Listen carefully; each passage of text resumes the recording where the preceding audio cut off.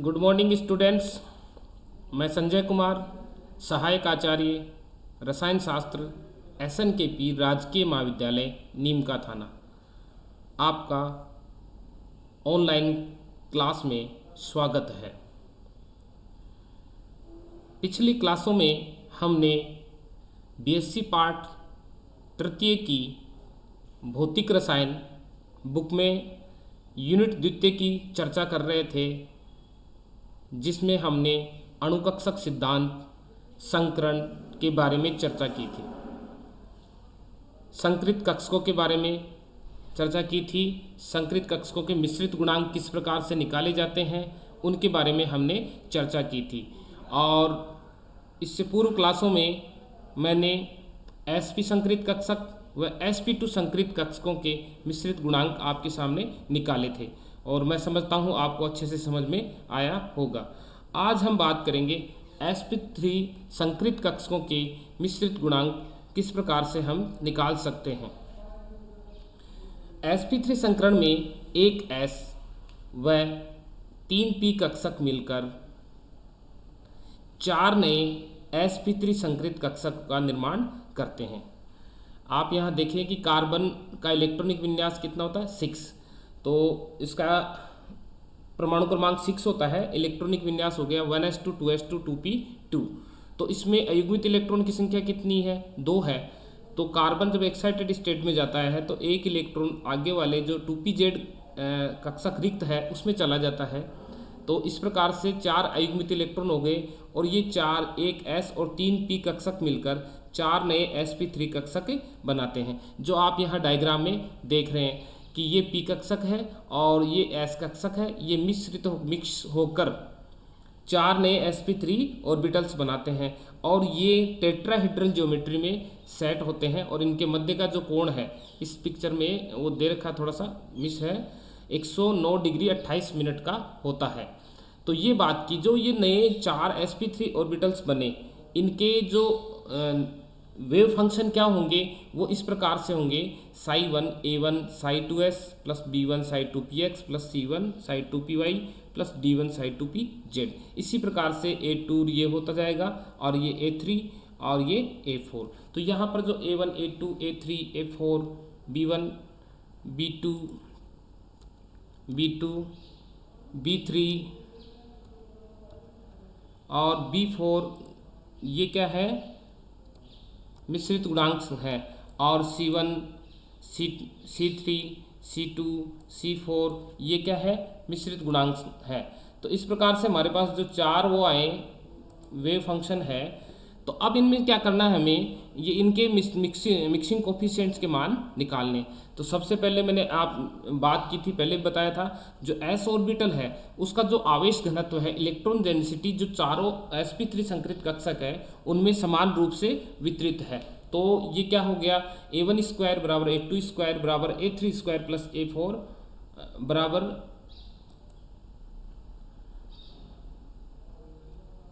a4 square बराबर 1/4। तो इस प्रकार से आप यहाँ पर देखें कि जो ये आगे क्या आ जाएगा, इसका मान a1 a2 a3 a4 का मान 1/2 आ जाएगा। तो माना कि जो psi1 कक्षक वेव फंक्शन है वो x अक्ष की तरफ है, अतः इसमें जो psi2py तथा psi2pz का फलन में अंशदान क्या होगा, योगदान 0 होगा। अतः जो c1 बराबर 0 d1 बराबर 0 होगा। अब क्या करें, जो psi1 है उस पर नॉर्मलाइजेशन की कंडीशन लगाते हैं। तो नॉर्मलाइजेशन की कंडीशन आपको अच्छे से पता है कि integration psi1 psi multiply psi1 d2 बराबर क्या होना चाहिए, 1 आना चाहिए। तो ये जो कंडीशन लगाते हैं psi1 पर, psi1 कौन सा, ये वाला पार्ट, तो इसमें ये निकल कर आएगा हमारे पास a1 square plus b1 square plus c1 square plus d1 square बराबर 1, ये निकल कर हमारे पास आएगा। तो इसमें देखिए आप, चूंकि c1 बराबर 0 है, d1 बराबर 0, तो यहाँ पर क्या हुआ, c1 रही हट जाएगा। तो a1 square plus b1 square बराबर 1, a1 का मान क्या था 1/4, तो b1 स्क्वायर का मान क्या आएगा √3/2, ये हमारे पास निकल कर आ गया। तो a1 a2 a3 a4 और b1 का मान हमारे पास आ गया। तो दो कक्षक अब जैसे मान लें कि psi1 व psi2 और psi1 व psi3 तथा साई 1 व साई 4 पर लांबिक शर्त लगाने पर कौन सी ऑर्थोगोनल वाली कंडीशन लगाएंगे। तो ऑर्थोगोनल वाली कंडीशन क्या है, इंटीग्रेशन साई 1 साई 2 डीटो बराबर 0 होना चाहिए, और 1 को 3 से करेंगे, 1 को 4 से मल्टीप्लाई करेंगे तो इसका मान क्या आना चाहिए, 0 आना चाहिए। तो यहाँ पर जब इनको मल्टीप्लाई करते हैं तो आपके सामने a1 a2 b1 b2 c1 c2 और d1 d2। मैंने आपसे पहले भी चर्चा की थी कि साई 1 में जैसे एस एस अगर एक तरफ आ रहे हैं तो उस वाली साई टू एस है तो उस वाली कंडीशन में उनका मान क्या हो जाता है, 1 हो जाता है। और यहाँ पर हमारे पास ये इस रूप में निकल कर आएगा जब ये गुना करेंगे, इसको मल्टीप्लाई करेंगे। अब देखो इस समीकरण में हम पहले भी हम बात की कि C1 बराबर 0 है, D1 बराबर 0, तो यहाँ पर ये C1 और D1 वाला ये अपने आप ही हट जाएगा। तो यहाँ पर क्या है, A1 A2 plus B1 B2 बराबर 0, और A1 A3 plus B1 B3 बराबर 0, और A1 A4 plus B1 B4 बराबर 0। तो हमारे पास क्या है कि B1 का मान तो आ गया, तो B2 बराबर B3 बराबर B4 बराबर minus A1 A2 upon B1, तो सभी में यही आएगा। और अब A1 A2 इनका मान रखेंगे, इन सब का मान रखने पर हमारे पास ये निकल कर आएगा जो B2 B3 B4 का -1/2√3, ये मान हमारे पास निकल कर आएगा। अब क्या है कि जैसे क्या क्या मान आ गए, A1 A2 A3 A4 B1 B2 B3 B4, और C1 का मान 0 था, और C2 का मान अब आगे देखते हैं C2 का कैसे इसका कैलकुलेशन करेंगे। कि हम जानते हैं कि साई 2 क्या XZ प्लेन पर है, अतः PY का साई 2 में अंशदान क्या होगा, 0 होगा, और PY से जुड़ा हुआ कौन सा है मिक्सिंग कोफिशिएंट C2, तो C2 बराबर क्या हो गया, 0। अब आगे देखिए साई 2 पर वही नॉर्मलाइजेशन की कंडीशन लगाएंगे तो हमारे पास क्या निकल कर आया, A2 square plus B2 square plus C2 square plus D2 square बराबर 1।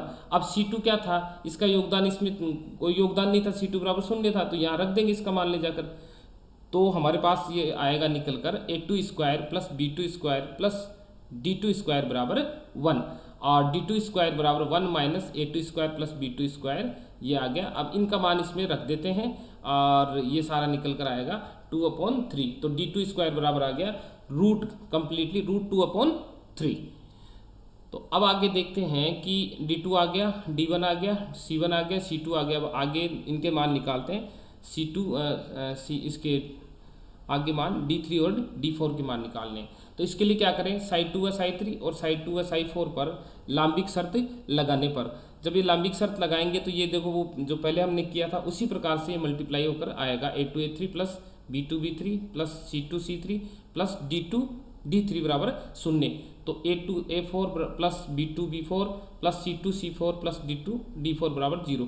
अब क्या था, C2 बराबर 0 है तो ये वाले पार्ट तो हट जाएंगे यहाँ से, तो हमारे पास क्या बचेगा, A2 A3 plus B2 B3 plus D2 D3 बराबर 0, और ये सारे मान आएंगे। तो इस प्रकार से जो ये D3 और D4 का मान हमारे पास निकल कर आ जाएगा।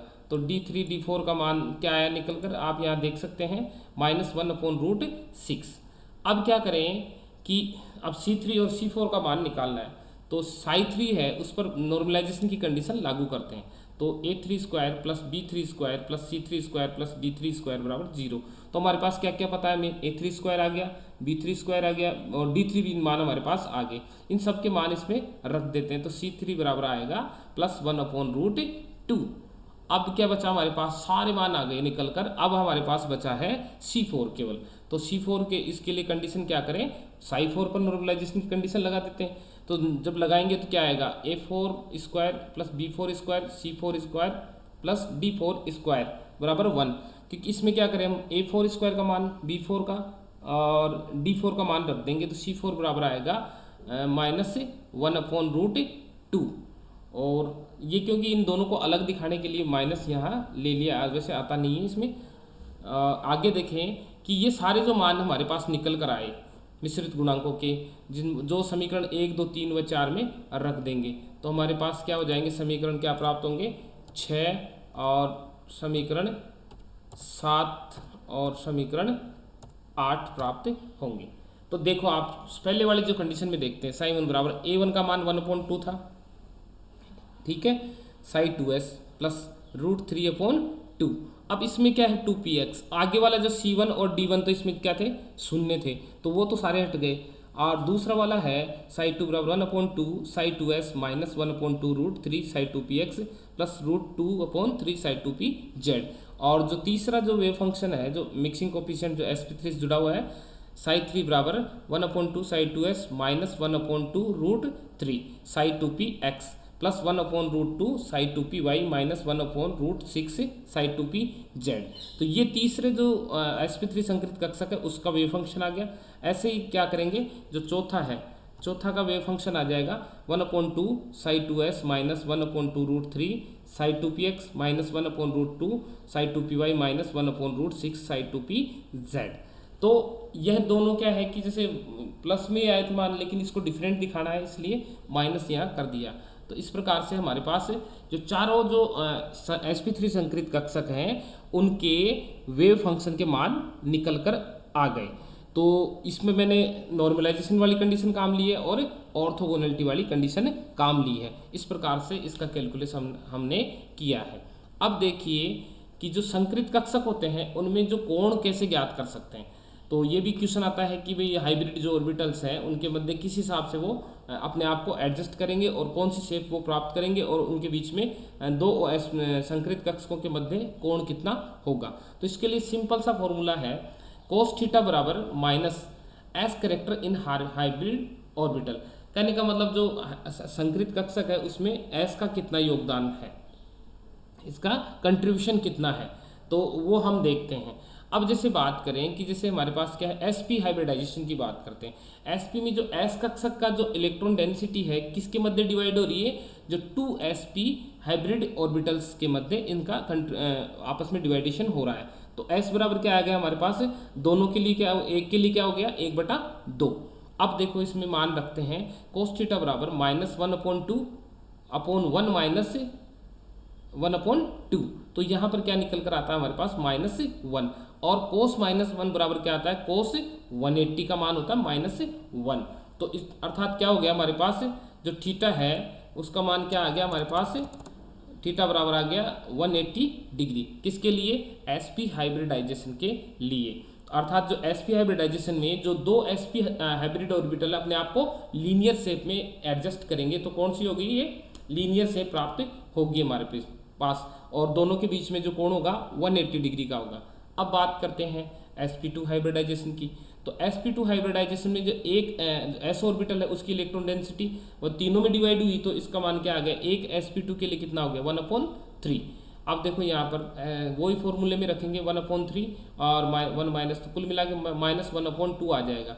और कोस -1/2 बराबर आता है कोस 120 का मान इतना होता है -1/2। तो थीटा बराबर क्या आ गया हमारे पास निकल कर 120। अर्थात जो तीन sp2 हाइब्रिडाइज्ड ऑर्बिटल्स हैं या हाइब्रिड ऑर्बिटल्स हैं वो अपने आप को ट्राइगोनल प्लेनर शेप में एडजस्ट करेंगे और 120 डिग्री का कोण बनाते हुए एक दूसरे के उस पर होंगे, तो प्लेनर शेप में होंगे। अब बात करते हैं जैसे sp3 हाइब्रिडाइजेशन की। तो sp3 में जैसे कोण कितना होगा, तो sp3 में जो s ऑर्बिटल्स है उसका कंट्रीब्यूशन क्या है, एक sp3 में 1/4। तो अब जैसे जो वो फॉर्मूला है उसमें वापस रखते हैं अपन मान, तो 1/4 ये सारा रखेंगे तो ये -1/3 आता है। जो कोस 109 डिग्री 28 मिनट जो कोण होता है वो जो कोस उसका मान होता है -1/3। तो थीटा का मान क्या निकल कर आया 109 डिग्री 28 मिनट। तो इस प्रकार से जो मैंने इस क्लास में आपसे बात की है कि संकृत कक्षक होते हैं उनमें जो मिश्रित गुणांक होते हैं उनकी कैसे गणना की जाती है वो हमने चर्चा की है, और उनके मध्य कोण किस प्रकार से प्राप्त किया जा सकता, थीटा कितना आएगा वो निकालने का फॉर्मूला उस पर हमने चर्चा की है। तो ये मैंने आपके जो तीनों जो संकृत कक्षक थे sp, sp2, sp3 उनके मिक्सिंग कोफिशिएंट किस प्रकार से निकाले जाते हैं उनके बारे में काफ़ी अच्छे से चर्चा की है। और जब भी आप निकालने बैठे मिक्सिंग कोफिशिएंट में तो इसमें एक तो आपको जैसे संकरण आना चाहिए, और दूसरी बात इसमें जो नॉर्मलाइजेशन की कंडीशन है और ऑर्थोगोनलिटी वाली कंडीशन वो लागू करनी आनी चाहिए। अगर आपको ये अच्छे से समझ में आता है तो मिक्सिंग कोफिशिएंट निकालना बहुत ही आसान हो जाता है। धन्यवाद।